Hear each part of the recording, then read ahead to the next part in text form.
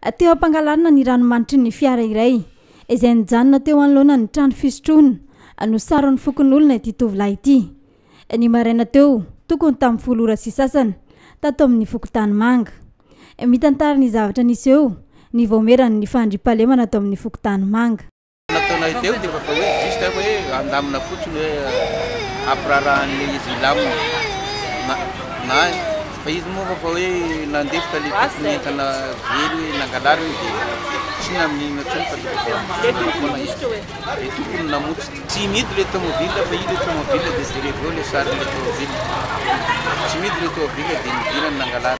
Alatra ranomanitra no efa saika afaty ity tovolahy ity izay tokony ho anatra ho azy ny tsy angalarany intsony. Raha tsy niditra an-tsehatra ny se Fokotany no ireo fokon'olona efa vonany hampiatra ny fitsaram-bahoaka.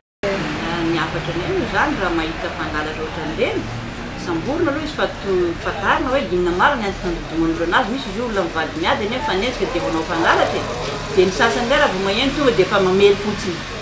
Ka antsika zany tsy maintsy miady amin'izay zavatra izay mba tsy hisian'ny olona hoe mety hahafaty olona le kapoka atao amin'ilay olona dia tsy maintsy miaro amin'izay tsika ka manentana an'ilay vahoaka zany zahay hoe misy zavatra ohatran'izay aleo ilay olona tonga dia efa entina any amin'ny tompony andraikitra any manam-pahefana zany any amin'ny polisy mba raisindreo ny andraikitrandreo zany hoe ty olona ty nanao an'izao andrayntsika mahafantatra anazy fa tsy tokony tonga dia mamonomono olona tsika.